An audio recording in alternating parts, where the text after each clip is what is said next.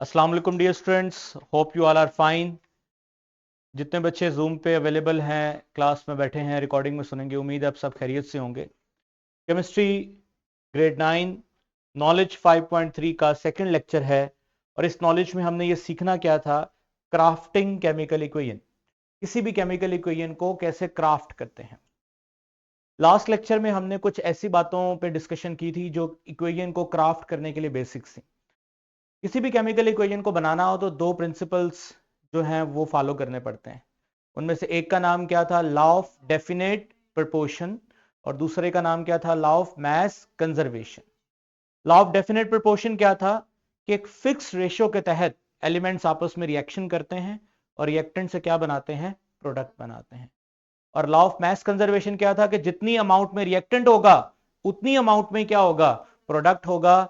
ऐसा नहीं होगा कि रिएक्टेंट की अमाउंट कम होगी तो प्रोडक्ट की अमाउंट ज्यादा होगी, दोनों की अमाउंट क्या होगी, बराबर होगी। इससे पता चला कि mass can neither be created not be destroy, it can convert from one form to another form, from reactant to product. ये बातें किताब में नहीं है, ना ही एसएलओ का पार्ट है, लेकिन बैक ऑफ माइंड आपकी होनी चाहिए क्योंकि काफी चीजें इससे कनेक्ट रहेंगी। तो आज हम आगे बढ़ते हैं। एसएलओ स्किल्स एक दफा दोबारा देख लें कि हमें क्या करना आना चाहिए। इस नॉलेज को पढ़ने के बाद हमें कंस्ट्रक्ट करनी आनी चाहिए केमिकल इक्वेशन। अब केमिकल इक्वेशन में दो तरह की इक्वेशंस होती हैं, एक आयनिक इक्वेशन होती है और एक नॉन आयनिक इक्वेशन होती है। आयनिक इक्वेशन होती है इसमें आयंस आते हैं, और नॉन आयनिक का मतलब उसमें आयंस नहीं आएंगे, उसमें मॉलिक्यूल्स ही रहेंगे। तो आयनिक इक्वेशन टू शो रिएक्टेंट, जिसमें ये शो करना है कि रिएक्टेंट जो है वो बनाते हैं प्रोडक्ट को, साथ साथ आपने उनकी स्टेट भी लिखनी है और साथ में सिंबल्स भी लिखने हैं। दूसरा ऐसा लो है, deduce the symbol equation with the state symbol from the chemical reaction given relevant information. यानी आपको रेलेवेंट इंफॉर्मेशन ये दी जाएगी कि नाइट्रोजन का रिएक्शन, मान लीजिए आपको रेलेवेंट इंफॉर्मेशन दी जा रही है, नाइट्रोजन का रिएक्शन हाइड्रोजन के साथ होगा और अमोनिया बनेगा। अब ये मैंने आपको इंफॉर्मेशन दे दी है कि कौन रिएक्टेंट है, कौन प्रोडक्ट है।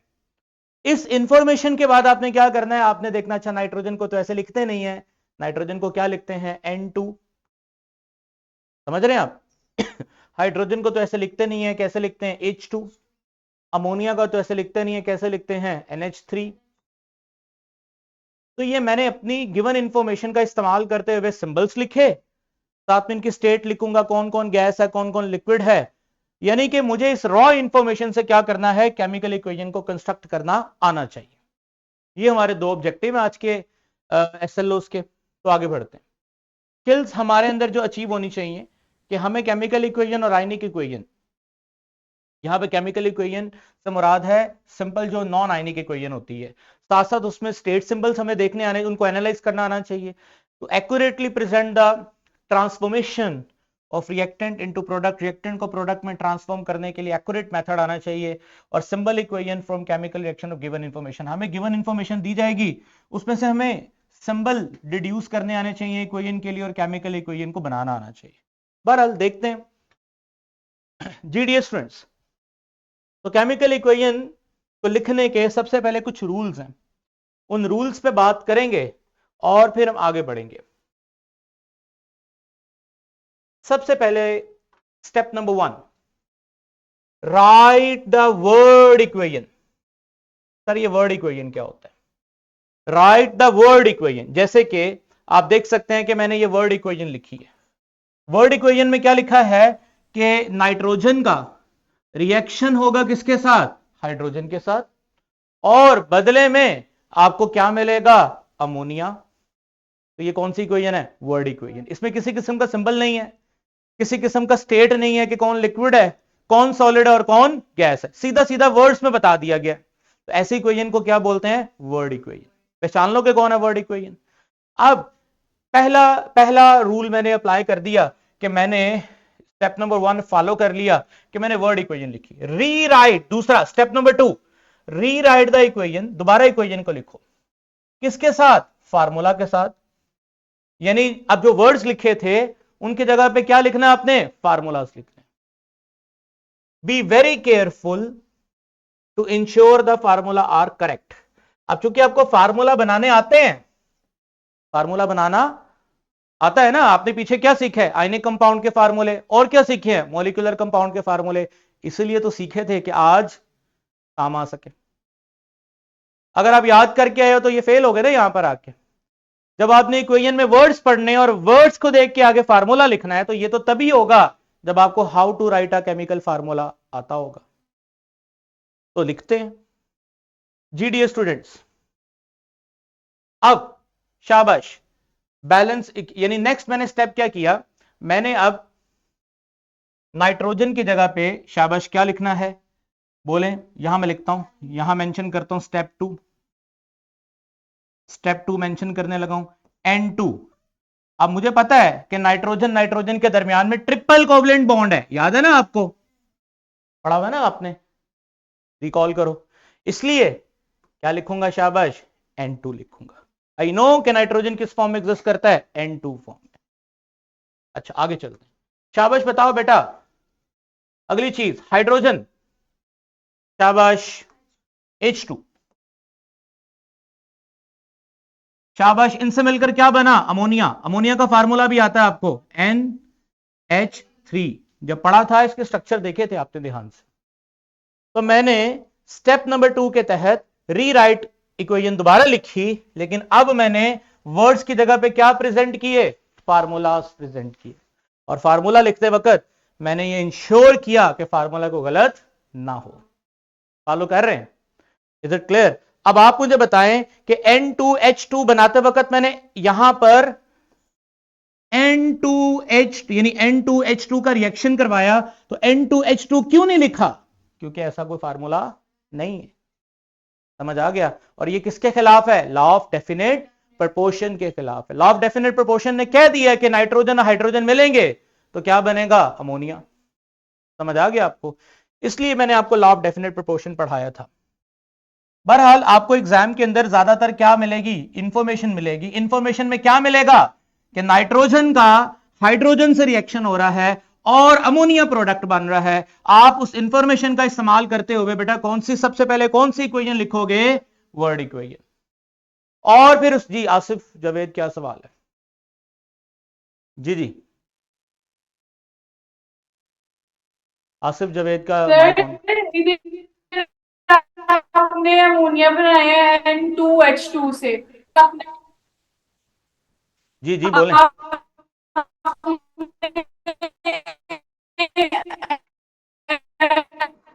बेटा, आपकी जो अमोनिया आवाज है ना, बनाया है फॉर्मूला उसका N2H2 से। जी जी, अभी मुझे आप शायद पूछना तो चाह रही हैं, आप मुझे तो आवाज नहीं आ रही आपने आपकी, जी जी। आपने NH3 क्यों लिखा, आपको आपने तो फॉर्मूले में N2 और H2 लिखा था। वो तो मैंने लिखा ना कि वो नहीं लिखना, क्योंकि ऐसा कोई फार्मूला ही नहीं है N2H2। मैं वही तो समझा रहा हूं कि नाइट्रोजन और हाइड्रोजन को जमा करके N2H2 नहीं लिखना, वो फार्मूला ही नहीं, कोई नहीं है। जब भी नाइट्रोजन हाइड्रोजन से मिलेगा तो नाइट्रोजन को भी लालच क्या है, स्टेबिलिटी, हाइड्रोजन को भी लालच क्या है, स्टेबिलिटी। और अगर आपने ऑक्टेट रूल्स पढ़े हुए हैं तो आपको तो पता होना चाहिए ना, अमोनिया के अंदर नाइट्रोजन भी स्टेबल था और कौन स्टेबल था, हाइड्रोजन भी स्टेबल था। जब वो क्रॉस एंड डॉट मॉडल पढ़ा था हमने, तो उसमें अमोनिया का मॉडल देखा था हमने। तो इसका मतलब है कि अमोनिया बनेगा क्योंकि नाइट्रोजन हाइड्रोजन इस तरह मिलेंगे कि एक नाइट्रोजन के साथ 3 हाइड्रोजन होंगे, तो वो दोनों स्टेबल होंगे ना। तो इसी को तो नाम दिया था हमने लॉ ऑफ फिक्स या डेफिनेट प्रोपोर्शन। फॉलो कर रहे हैं आप। और ये इंफॉर्मेशन हमें किसकी शक्ल में दी जाएगी, रिटर्न, कि जब भी नाइट्रोजन किससे मिलेगा, हाइड्रोजन, तुम्हें प्रोडक्ट में क्या मिलेगा, अमोनिया। अब हमने इस इंफॉर्मेशन को सोचना है और वर्ड इक्वेशन में ट्रांसलेट करना है। वर्ड इक्वेशन में ट्रांसलेट कैसे करना है, नाइट्रोजन हाइड्रोजन क्या बना, अमोनिया। इस वर्ड इक्वेशन को अब फार्मूला इक्वेशन में चेंज करना है, जिसमें आपने फार्मूलाज को क्या करना है, प्रेजेंट करना है। समझ आ गया आपको।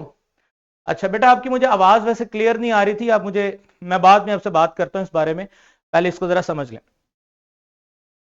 स्टेप नंबर 2, स्टेप नंबर 2 मैंने पूरा कर दिया। अगला स्टेप क्या है, third step, count the number of atoms of each element on each side of the equation. Equation की दोनों तरफ काउंट करें, कितने इस तरफ एलिमेंट और कितने इस तरफ एलिमेंट है। उसके बाद क्या करें, if they are same then the equation is already balanced. आगे वर्ड नहीं लिखा, मैं यहां लिख देता हूं, बैलेंस्ड। अगर दोनों तरफ left hand side right hand side पे हर चीज बराबर है तो इक्वेशन को कुछ करने की जरूरत नहीं है। Balanced and nothing more need to be done, कुछ भी करने की जरूरत नहीं है।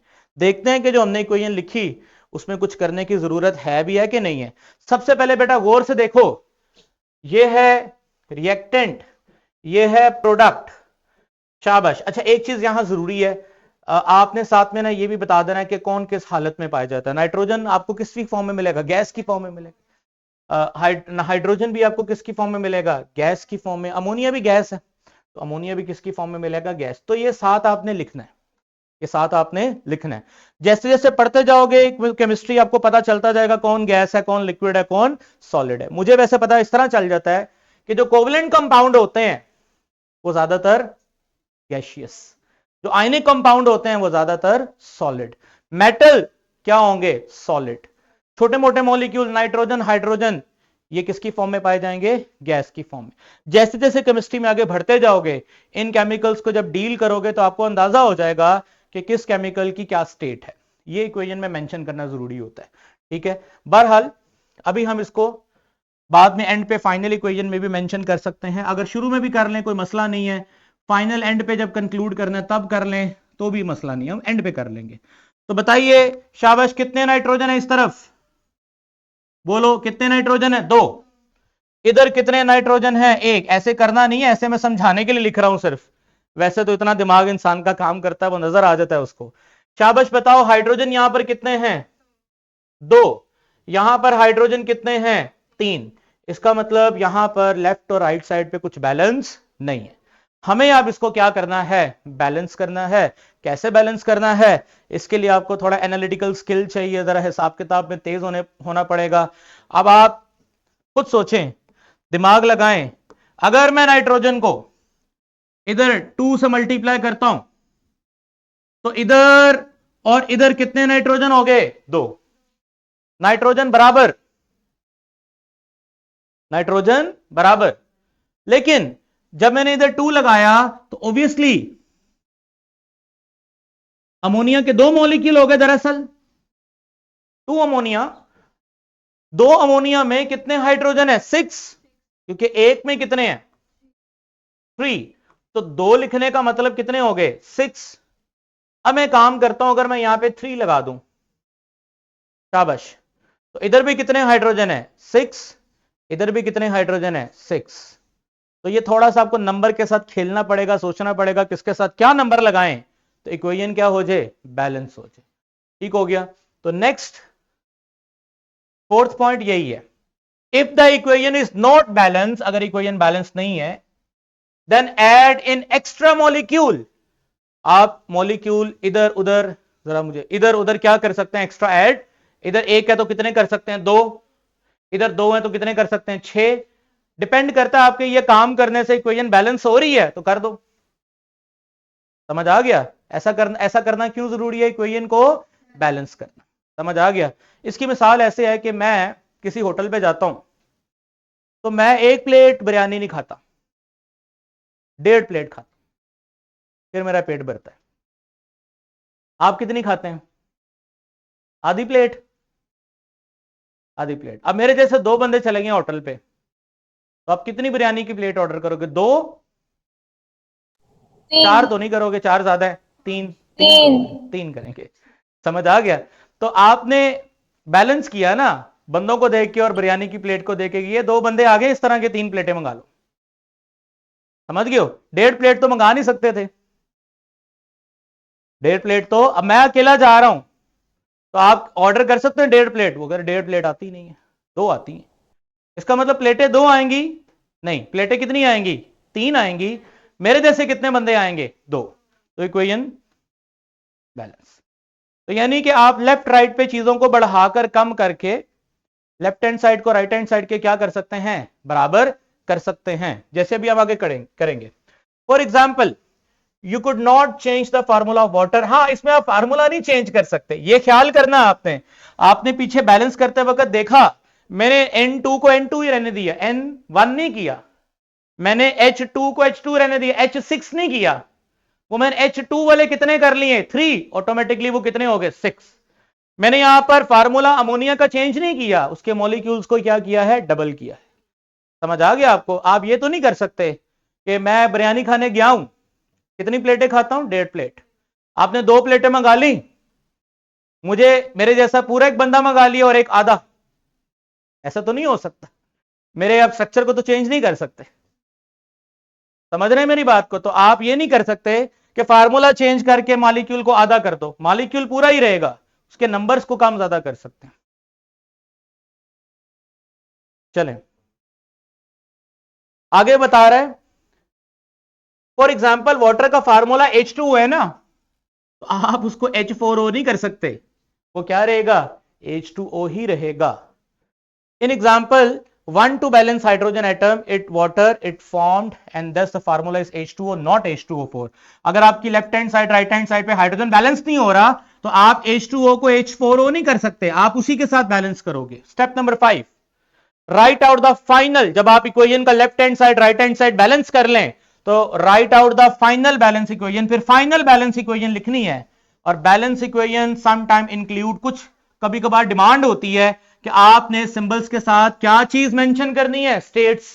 स्टेट्स कितनी तरह की होती हैं शाबाश? Solid, gas, liquid, aqueous. Aqueous का वर्ड तब आता है जब आपने किसी चीज को किस में डिसॉल्व किया होता है? पानी में डिसॉल्व किया होता है।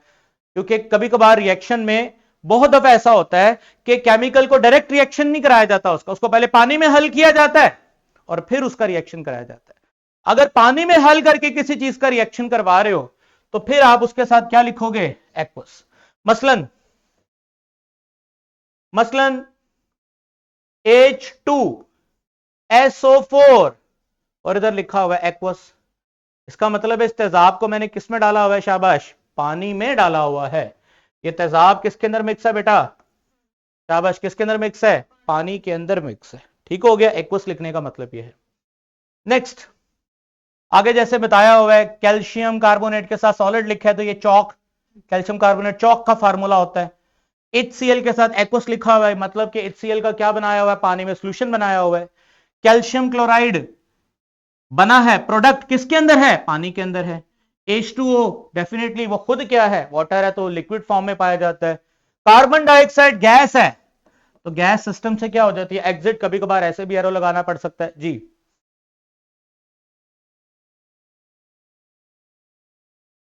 जो पानी हम पीते हैं, पानी टेस्टलेस है। इट्स डिपेंड के पानी का सोर्स क्या है। अब पानी का खुद का जायका टेस्टलेस है। अगर पानी का जो सोर्स है जैसे टैप वाटर है, जाहिर सी बात है वो टैप वाटर में पानी के अलावा बहुत सारी चीजें पानी में मिक्स होकर आ रही हैं। अब कोई भी पानी में अगर टेस्ट आएगा, ऑर्डर आएगा, तो वो पानी का नहीं होगा, वो पानी में किसी एडिटिव केमिकल का होगा। या कभी कभार ऐसा होता है पानी साफ करने के लिए क्लोरीन टैबलेट डालते हैं पानी में। अब वो क्लोरीन टैबलेट पानी में जर्म्स को मार देती है, लेकिन एक पानी में हल्की सी स्मेल छोड़ देती है। अब जब हम पानी पीते हैं हमें उसकी स्मेल भी आती है क्लोरीन की, तो वो पानी की नहीं होती, वो उसमें मौजूद एक्स्ट्रा केमिकल्स की होती है। समझ रहे हैं मेरी बात को जी? तो ये मैंने बताया, ये कुछ इक्वेशन लिखने के बेटा असूल हैं, रूल्स हैं। अब इनको फॉलो करते हुए हम एक मिसाल को तो कर चुके हैं, जैसे अमोनिया। अमोनिया को हम बैलेंस कर चुके हैं, साथ में बैंड पे स्टेट्स लिख देते हैं। ये गैस है, ये भी गैस है, ये भी गैस है। अगर ये सारे रूल्स आपके दिमाग में होंगे तो आप इक्वेशन की प्रैक्टिस करेंगे, इक्वेशन बैलेंस हो जाएगी। 2 एग्जांपल्स और करते हैं जी dear students. Example number 1, example number 1 के मुताबिक मिथेन का जब ऑक्सीजन से रिएक्शन होता है तो बदले में आपको कार्बन डाइऑक्साइड मिलता है और साथ में क्या मिलता है बेटा? वाटर। ये इंफॉर्मेशन है। इंफॉर्मेशन को रखते हुए मैंने इंफॉर्मेशन दी कि मिथेन ऑक्सीजन से मिलेगा, बदले में कार्बन डाइऑक्साइड वाटर देगा। तो मैंने लिखा methane plus oxygen, you will get 2 things. कौन कौन सी? Carbon dioxide plus water. ये मैंने इंफॉर्मेशन से इक्वेशन बना ली। अगला काम के इस वर्ड इक्वेशन से फार्मूले, अब यहां पे फार्मूला लिखेंगे हम। शाबाश, जल्दी से बताओ मीथेन का क्या फार्मूला होता है? पढ़ के आए हो पीछे? ये इसलिए पढ़ाए थे फार्मूले आपको पीछे। क्या फार्मूला होता है? CH4। आपको पता है इसमें कार्बन भी स्टेबल है और हाइड्रोजन भी स्टेबल है। आगे बताओ, शाबाश। इसका रिएक्शन किसके साथ होगा? ऑक्सीजन। हो गया। घर में चूल्हे में जो गैस आ रही होती है वो मीथेन गैस होती है, हवा में ऑक्सीजन से रिएक्शन करती है और बदले में क्या बनाती है? शाबाश, CO2। और साथ में क्या बनाती है? H2O, पानी। समझ रहे हैं? जरा मुझे स्क्रीन पे लेके आए। अब यहां पर मैं आपको एक बड़ी मजेदार स्टोरी सुनाता हूं, आपको याद रहेगी। डियर स्टूडेंट्स, बचपन की बात है मेरे, ध्यान से सुनिएगा, इस इक्वेशन के बारे में। आप लोगों ने भी एक हरकत की होगी बचपन में, जब बाइक आती है घर में नई नई, छोटे बच्चों को बड़ा शौक होता है चलाने का, तो मुझे भी बड़ा शौक था। तो बाइक पे मैं बैठा था, तकरीबन मेरी उम्र होगी 3 साल, 3.5 साल। मेरी मदर मुझे बताती है, अब मैं बाइक ना मेरी टांगे लग सकती हैं, ना मैं उसको स्टार्ट कर सकता हूं। तो जिस तरह बच्चे मुंह से आवाजें निकालते हैं, मैं यहां पर निकाल के तो नहीं दिखाऊंगा, तो मैं वो इस तरह चला रहा था बाइक, साथ में उसका हॉर्न होता था वो लगाता था और वो चलता था। एक दफा क्या हुआ कि बाइक का हॉर्न नहीं चल रहा था, मुझे लगा कि पेट्रोल खत्म हो गया, ऐसा फील हुआ। और मैंने वो उसका टैंक का ढक्कन खोला, और टैंक का ढक्कन खोल के मैंने अंदर देखा, अंदर मुझे कुछ नजर नहीं आ रहा। अब उस दौर में मोबाइल तो होते नहीं थे, मैं सीधा किचन में गया और किचन में जाके माचिस को पकड़ा, और माचिस को पकड़ के मैंने उसको ऑन किया, ऑन तो नहीं किया, स्पार्क किया। और जैसे ही मैंने माचिस को अंदर किया, मुझे क्या पता था कि आग लग जानी है, हमें थोड़ी केमिस्ट्री आती थी तब। तो जैसे ही मैंने उसको अंदर किया तो वो आग लग गई। अब जैसे ही आग लगी, तो आप मेरी जगह पे होते तो आप क्या करते? डेफिनेटली बाइक से उतरते, गली में भाग गए थे। मैं आप गली में भाग गया। अब गली हमारी 2 एंड्स पे थी, एक एंड खुला था और एक एंड बंद था। अनफॉर्चुनेटली मैं डरने की वजह से उस एंड पे भाग गया जो बंद थी। और मेरी मदर ने जैसे ही देखा कि मेरे वालिद साहब की नई नई बाइक जो बड़ी मेहनत से खरीदी थी वो तबाह बर्बाद हो रही है, उनको पता नहीं किसने केमिस्ट्री सिखाई थी, उन्होंने फौरन किचन से वो कपड़ा पकड़ा जिससे रोटियां बनाते हैं, उसको फौरन टैंक के ऊपर रख दी। जैसे ही टैंक के ऊपर रखा तो आग बंद हो गई, बाइक सेफ बच गई।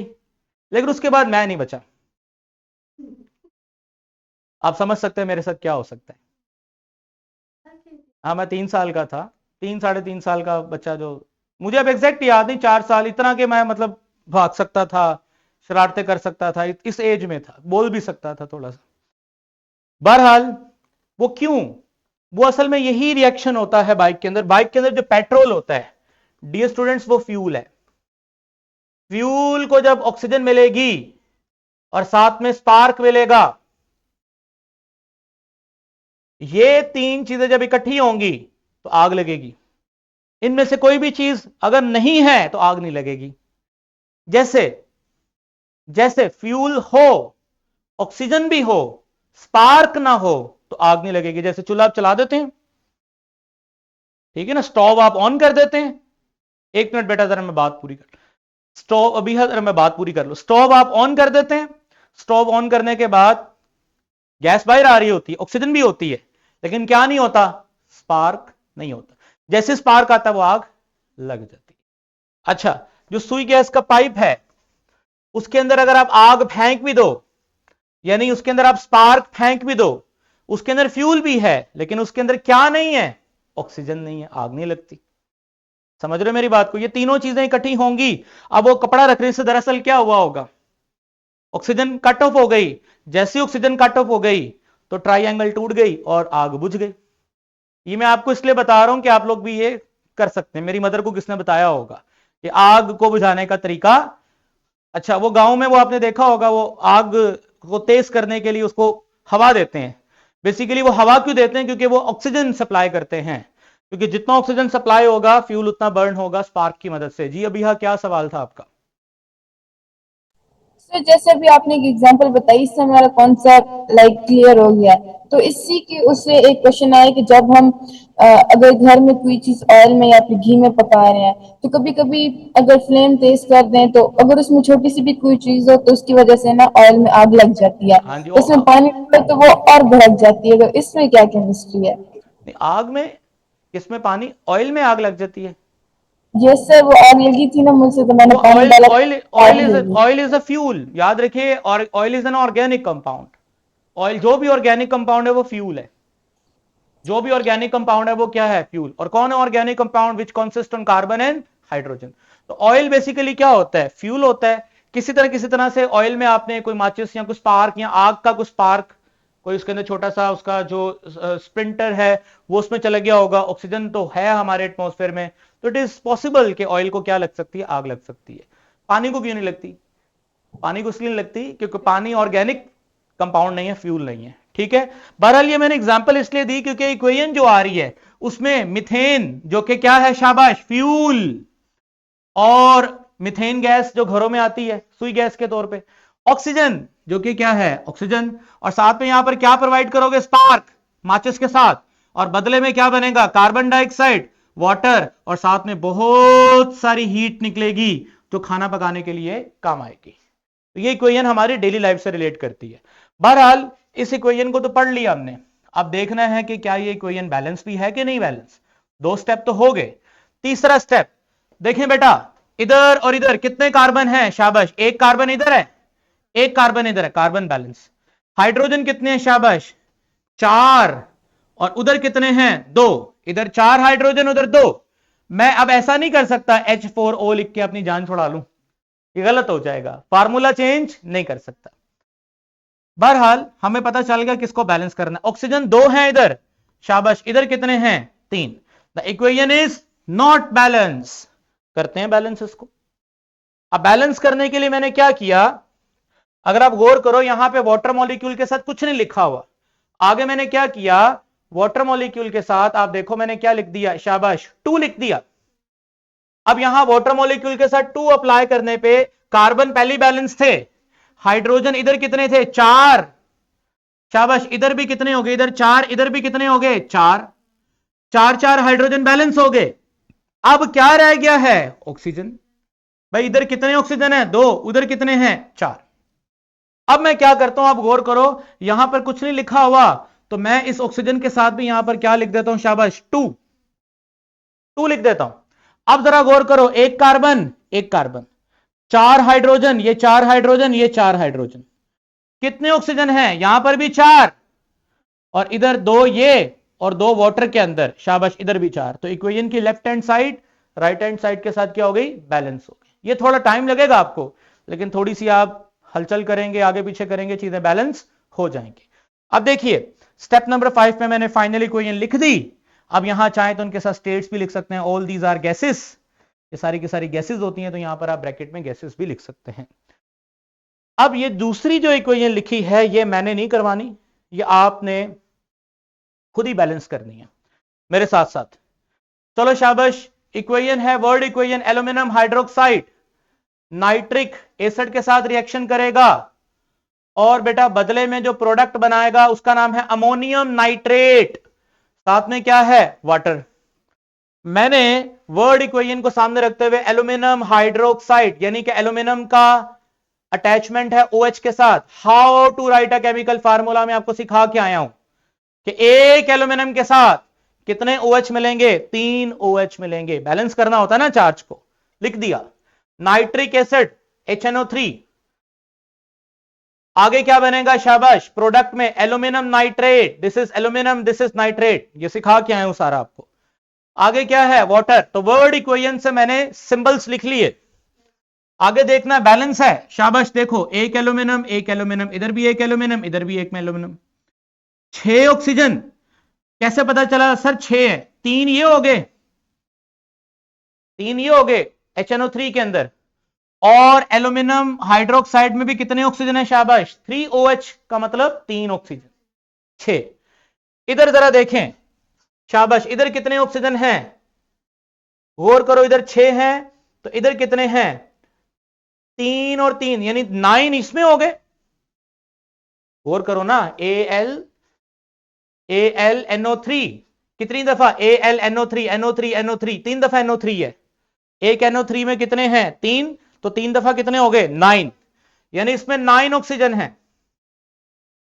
जब इसमें 9 ऑक्सीजन है और इसमें 1, तो टोटल कितने ऑक्सीजन हो गए 10।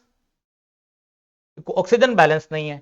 हाइड्रोजन इधर कितने हैं शाबाश, हाइड्रोजन 3 यहां पर और 1 यहां पर 4, और इस तरफ कितने हैं 2, ये भी बैलेंस नहीं है।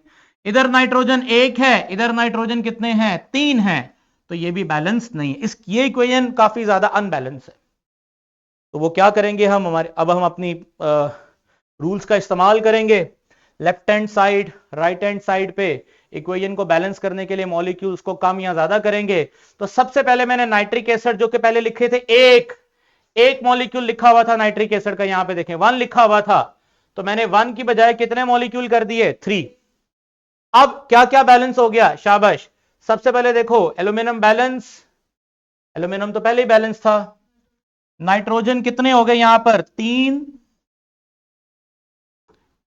This is hit and trial method, जिसे हम कहेंगे कि थोड़ा एनालिसिस करके हमें देखना पड़ेगा। ये कोई रूल नहीं है कि 3 क्यों लगाया, ये थोड़ा सोचना पड़ेगा। 3 पहले 2 लगा सकते थे आप ऐसा भी कर सकते थे, 2 लगा लिया चेक कर लो, नहीं बैलेंस तो क्या लगाओ फिर 3 लगाओ। तो मैं तो 3 डायरेक्ट लगा रहा हूं, 3 नाइट्रोजन इस तरफ और इस तरफ भी 3 nitrogen, nitrogen balance, aluminium balance, nitrogen balance, पीछे कौन बचा ऑक्सीजन एंड हाइड्रोजन। नॉर्मली ये देखा गया है कि ऑक्सीजन हाइड्रोजन को आप एंड पे बैलेंस करो तो इक्वेशन जल्दी बैलेंस हो जाती है। ऑक्सीजन हाइड्रोजन को कहां बचा कर रखना है आपने, एंड पे बचा कर रखना है।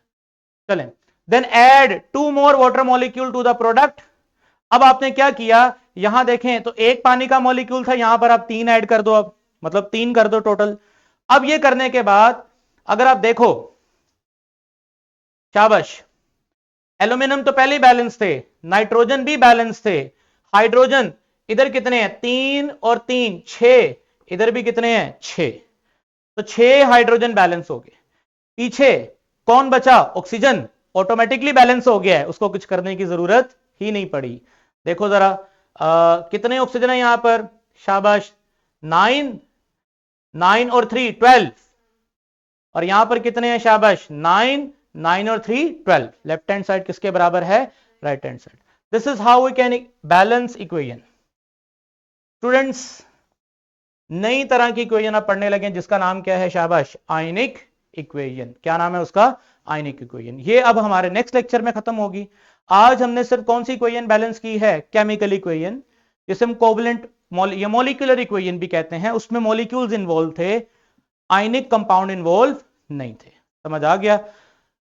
अब बोर्ड में किस तरह के सवाल आएंगे, डेफिनेटली कोई वर्ड इक्वेशन दे दी जाएगी, आपने उसको उसी तरह सिंबल्स में लिखना है, बैलेंस करना है, नंबर मिल जाएंगे आपको। ठीक हो गया। तो इंशाल्लाह कल के लेक्चर में आयनिक इक्वेशन को देखेंगे। यहां तक कोई क्वेश्चन है तो आप कर सकते हैं। ऑल ओके, ओके जी।